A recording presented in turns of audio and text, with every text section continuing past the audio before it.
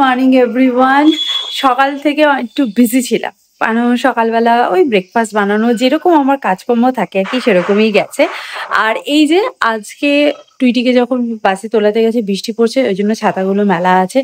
আর আজকে কালকে রাত থেকে এত বৃষ্টি পড়েছে, এত বৃষ্টি পড়েছে, সেরকম হাওয়া দিয়েছে। আমার তো এখানে এই গদিটাও ভিজে গেছিল, ওই জন্য রাত্রিবেলা প্রান্তিক আবার তুলে দিয়েছিল, বলছে যে না বৃষ্টিতে ভিজে যাবে গদিটা। তো রাত্রিবেলা সকালবেলা অনেক বৃষ্টি হয়েছে। এখন তাও একটু বৃষ্টিটা থেমেছে, হালকা হালকা দেখছি একটু রোদ উঠছে, ভালো হয়েছে। আর যাই হোক, আজকে তো মঙ্গলবারে সবকিছু মঙ্গল হোক, এটাই কামনা করি। আর ওয়াশিং মেশিন করে দিয়েছে, এবার আমি মেলবো জামা কাপড়, আমি ডাস্টিং করব, তারপর রান্না করব। অ্যাকচুয়ালি কি বলতো, আমার ডাস্টিং না করলে আমার ঠিক দিন আমি শুরু করতে পারি না, কারণ এত ধুলো হয়, মানে আমরা এত উঁচুতে থাকি তারপরেও এত ধুলো হয়, মানে নিচের দিকে থাকলে আরো কত ধুলো হতো ভগবান জানে। মানে শুক্রবার দিন জাস্ট ভ্যাকিউম করবো, তুমি দেখবে এই পরিষ্কার ঘর, মানে আমি প্রত্যেক দিন ডাস্টিং করি যেখানে, তারপরেও কত ধুলো বেরোয়। তো আজকে না আমি তোমাদের সঙ্গে একটা অন্যরকম রেসিপি শেয়ার করব। যেমন কাতলা মাছ আমরা পটল, আলু, ডাঁটা এসব দিয়ে ঝোল করে খাই, আর না হলে কি করি, দই কাতলা করি।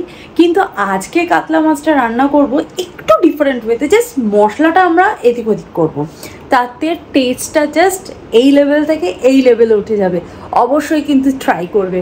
আমি এই ঘরের কাজকর্মগুলো সেরে নিই, তারপর আমি তোমাদের সাথে শেয়ার করছি কাতলা মাছের একটা নতুন রেসিপি।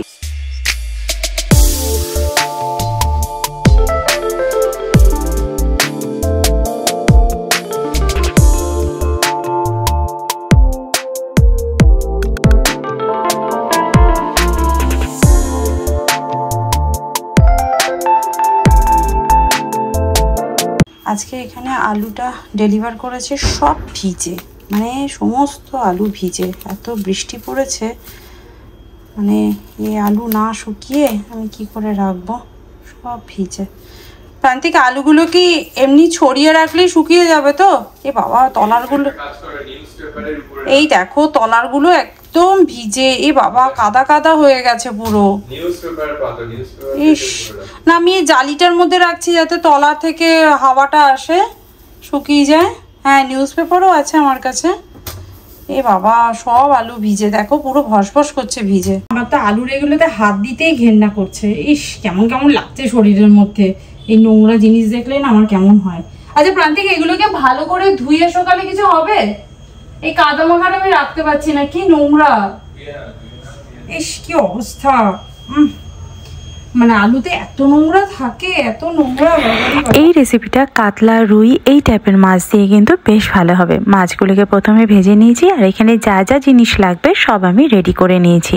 তো কড়াইতে যেটুকু তেল আছে ওর মধ্যেই আমি লম্বা লম্বা করে একটু আলু কেটে নিয়েছি, আলুটাকে দিয়ে একটু ফ্রাই করে নেবো। বেশি তেল দেওয়ার কোনো প্রয়োজন হবে না, যেটুকু তেল আছে ওই দিয়ে পুরো রান্নাটা হয়ে যাবে। গুঁড়ো মশলা রেডি করব। এখানে আমি কালো সর্ষে নিয়ে নিয়েছি 1 চামচ, হাফ চামচ জিরে, হাফ চামচ মৌরি, আর হাফ চামচ আমি এখানে কোরিয়ান্ডার নিয়েছি। তোমাদের কাছে কোরিয়ান্ডার সিডস থাকলে সেটাই নেবে, আমার কাছে ছিল না বলে কোরিয়ান্ডার পাউডার নিয়ে নিয়েছি। দিয়ে সব কিছুকে নিয়ে একটু ব্লেন্ডারে জাস্ট একটু ক্রাশ করে নেবে। একদম মিহি পাউডার কিন্তু বানাবে না, অল্প অল্প করে প্রেস করে জাস্ট এরকম একটু ক্রাশ করে নেবে, একটু দানা দানা থাকবে মশলাটা, তাহলে কিন্তু বেশ ভালো হবে। এরপর আমি এখানে আদা, পেঁয়াজ, টমেটো, 2টো কাঁচা লঙ্কা টেস্ট অনুযায়ী আর কি আমি নিয়ে নিয়েছি, মিক্সি জারের মধ্যে আমি অ্যাড করে দিচ্ছি। আর এটার একটা পেস্ট বানিয়ে নেবো। আর এটা পেস্ট বানানোর সময় জল দেওয়ার কিন্তু কোনো প্রয়োজন নেই, জাস্ট সুন্দর করে পেস্ট বানাবো। এবার দেখো, ততক্ষণে আলুগুলো বেশ সুন্দর ফ্রাই হয়ে গেছে। আয়রন কড়াইতে রান্না করলে কিন্তু এই আলুগুলো এরকম খুব তাড়াতাড়ি ফ্রাই হয়ে যায়। ওই তেলের মধ্যে কিন্তু রাঁধুনি আর শুকনো লঙ্কা ফোড়ন দিতে হবে, কোনো রকম জিরে বা গরম মশলা কিন্তু নয়। রাঁধুনিটা যেই আমি তেলে দেবো একটা সুন্দর গন্ধ বেরোতে শুরু করবে, তার ফলে কিন্তু মাছের ঝোলটা দারুণ হবে। এই যে আদা টমেটোর একটা পেস্ট বানিয়েছিলাম পেঁয়াজের, এটাকে দিয়ে ভালো করে নাড়াচাড়া করতে হবে, বেশ ভালো করে নাড়াচাড়া করতে হবে। টমেটোর জলটাকে পুরো শুকাতে হবে। কালারের জন্য কাশ্মীরি রেড চিলি পাউডার আর টারমারিক পাউডার, সল্ট অ্যাড করে দিলাম। আর সল্টটা দিলে টমেটোটাও খুব ভালো করে কষানো হয়ে যাবে। ভালো করে মিক্স করে নেব, ভীষণ ভালো করে, যতক্ষণ না টমেটোর যে জলটা আছে সেটা শুকিয়ে যাচ্ছে। আমি একটু কভার করে দেবো, তাহলে তাড়াতাড়ি হয়ে যাবে। দেখো কি সুন্দর হয়ে গেছে, একদম টমেটো জলটা কিন্তু শুকিয়ে গেছে। আর এই টাইমে কিন্তু আমি গুঁড়ো মশলা অ্যাড করব না, অ্যাড করলেই কিন্তু গুঁড়ো মশলাটা একদম পুড়ে যাবে। সেই জন্য আমি একটুখানি গরম জল অ্যাড করব। গরম জল দিয়ে মশলাটাকে আর একটু গ্রেভি করে নেব। এরপর আমি গুঁড়ো মশলাগুলোকে অ্যাড করে দেবো, যেটা আমি মিক্সিতে জাস্ট গ্রাইন্ড করে রেখেছিলাম।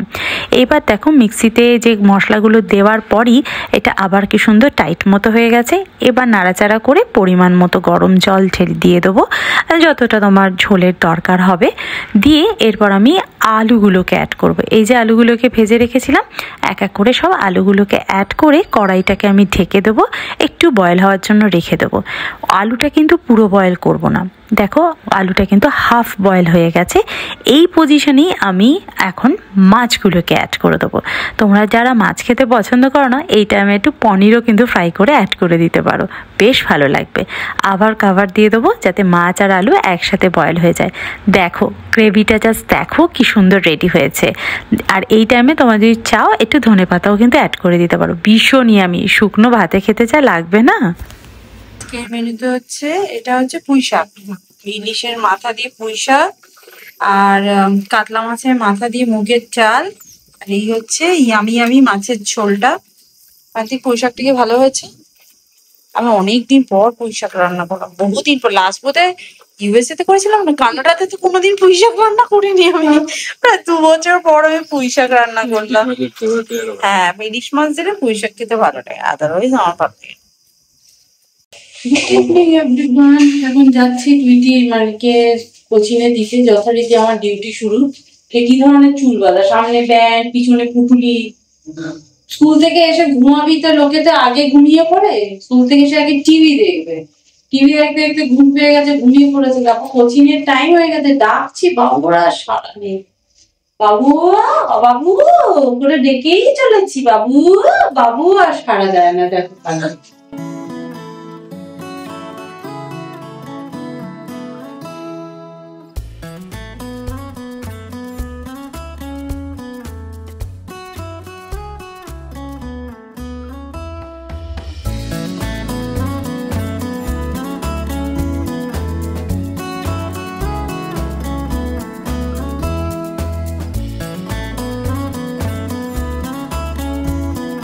আনতে যাওয়ার আগে ডিনারের জন্য প্রিপারেশন করে দেবো। এখানে আমি আটা মাখবো, আর আটার মধ্যে আজকে আমি বিটরুট পাউডার দিয়েছি, আর একটু মিক্স সিড দিয়ে দিয়েছি। আর সিডগুলো কিন্তু রোস্ট করা সিড। সব কিছুকে আগে ভালো করে মিশিয়ে নেবো, দেন এই আটাটাকে ডো করে নেবো। এটা দিলে না খেতে বেশ ভালো লাগে, আর বেশ দেখতেও ভালো লাগে রুটিটা। কাজ করতে করতে কখন যে 2 ঘন্টা পার হয়ে যায় বুঝতে পারি না। এই টুইটিকে দিয়ে এলাম, আর নিয়ে আসার টাইম হয়ে গেছে। আর প্রান্তিক বললো বর্ষাকাল, সঙ্গে ছাতা নিয়ে যাও। আমি ওই জন্য ছাতাটাও ক্যারি করে নিলাম। দেখতে দেখতে একটু কুশ করে 2 ঘন্টা হয়ে গেল। মনে হলো এই তো দিয়ে এলাম, এক্ষুনি 2 ঘন্টা হয়ে গেল। নিয়ে এখন ফিরছি, আর আমাদের বাড়ি এখানে একটা ফার্স্ট ফ্রাই খুলেছে। ফার্স্ট ফ্রাই, ছোটবেলায় টুইটির যে কত জামা কিনেছি ফার্স্ট ফ্রাই থেকে। ফার্স্ট ফ্রাই বড় লোক হয়ে গেল কোথায় রে, যখন একদম ছোট ছিল। তো চলো এখন যাব বাড়ি, আর বানাবো রুটি। তো চলো, হ্যাঁ তো চলো আজকে ব্লগটা তাহলে এখানেই এন্ড করছি। দেখা করবো নেক্সট ভিডিওতে। ততক্ষণের জন্য যা কন্টিনিউ হলো না। ভালো থেকো, সুস্থ থেকো, bye bye, see you in next video, by.